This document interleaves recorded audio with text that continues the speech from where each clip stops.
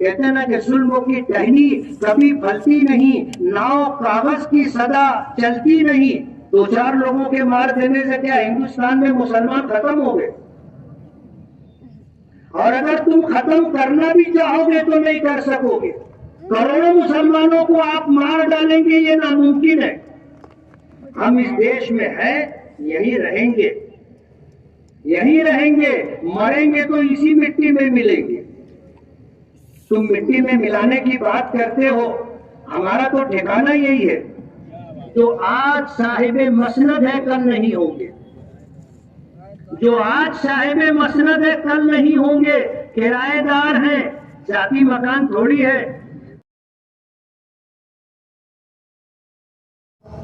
12 نومبر کے معاملے میں اور رام نومی کے موقع پر پولیس کا کردار کیا رہا ہے، پورے شہر کو سمجھ رہا ہے، سب دیکھ رہے ہیں کہ 12 نومبر کے معاملے میں کون تھا، آپ نے ان کے ساتھ کیا کیا۔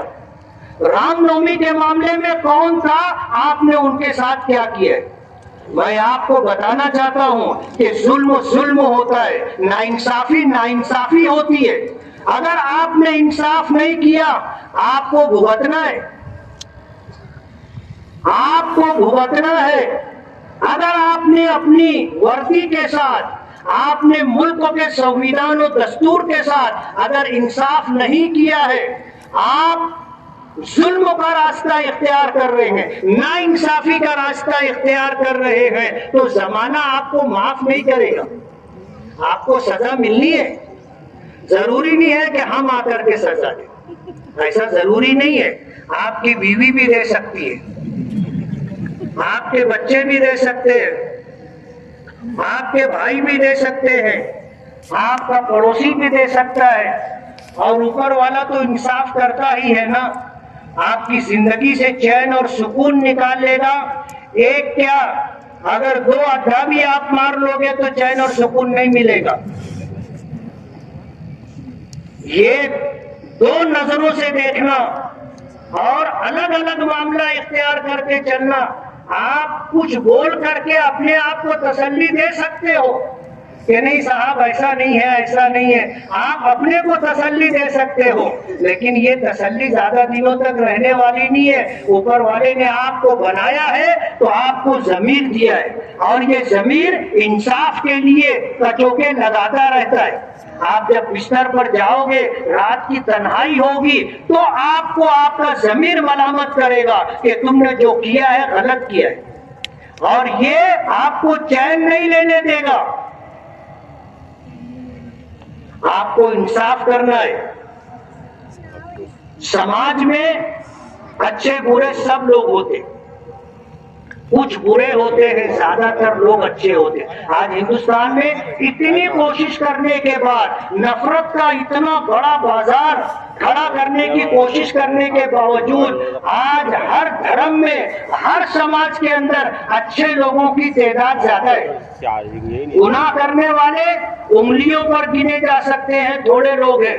آپ نے اگر انصاف کے ساتھ کام لیا اور ظالم کو ظلم سے روکا، گنہگار کو گناہ سے روکا، اور زیادتی کرنے والوں کو زیادتی سے روکا، لا اینڈ آرڈر باقی رہے گا، امن و شانتی برقرار رہے گی۔ اور اگر آپ نے ظالموں کو، گنہگاروں کو راستہ دیا کہ یہاں تک آئے اور آگے چلے جاؤ، یہ مصیبت کل آپ پر آنے والی ہے۔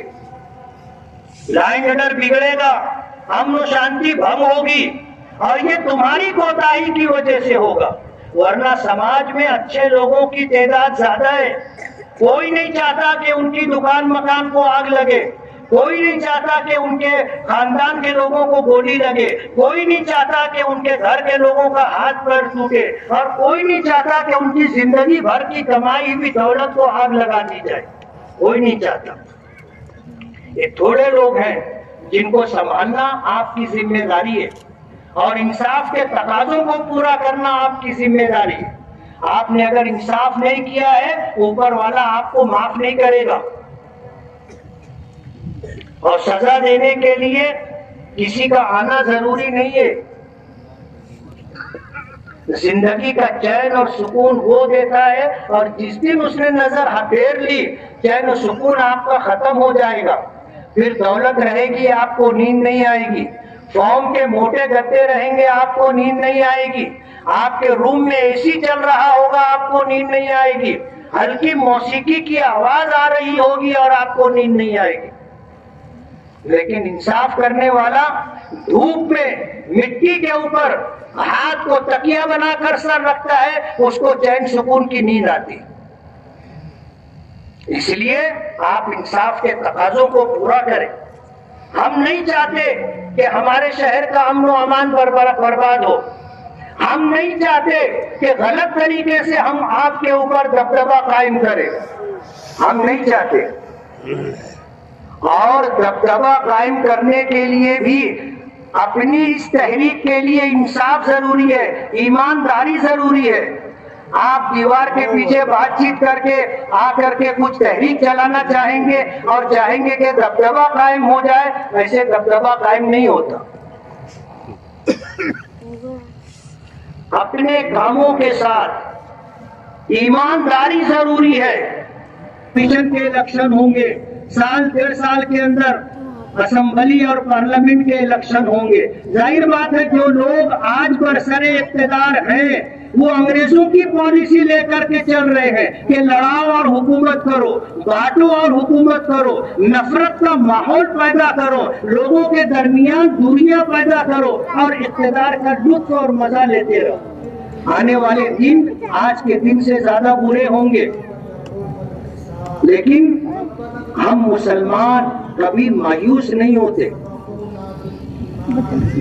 ہم کبھی گھبراتے نہیں۔ ہم کمزور ہو سکتے ہیں لیکن اس دنیا کا پیدا کرنے والا اور ہمیں بنانے والا کمزور نہیں ہے۔ ہم دھوکہ کھا سکتے ہیں، وہ دھوکہ نہیں کھا سکتا۔ ہم کمزور ہونے کی وجہ سے ظلم و بربریت کا شکار ہو سکتے ہیں لیکن وہ ظلم کو باقی نہیں رکھتا۔ کہتے ہیں نا کہ ظلم کی ٹہنی کبھی پھلتی نہیں، ناؤ کاغذ کی صدا چلتی نہیں۔ ظلم کرنے والوں کا اقتدار بہت کم ہوتا ہے، مختصر ہوتا ہے۔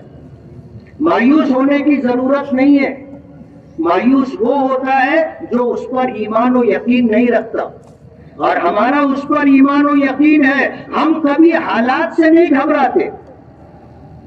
2-4 لوگوں کے مار دینے سے کیا ہندوستان میں مسلمان ختم ہو گئے؟ اور اگر تم ختم کرنا بھی چاہو گے تو نہیں کر سکو گے۔ دیش کی آزادی کے لیے ہم نے آپ نے مل کر کے انگریزوں کا مقابلہ کیا، دیش آزاد ہوا۔ جن کو جانا تھا وہ چلے گئے، ہمارے باپ دادا نے اپنی مرضی سے یہاں رہنا پسند کیا ہے۔ تم نہیں جا سکتے تھے اس لیے تم یہاں رہے۔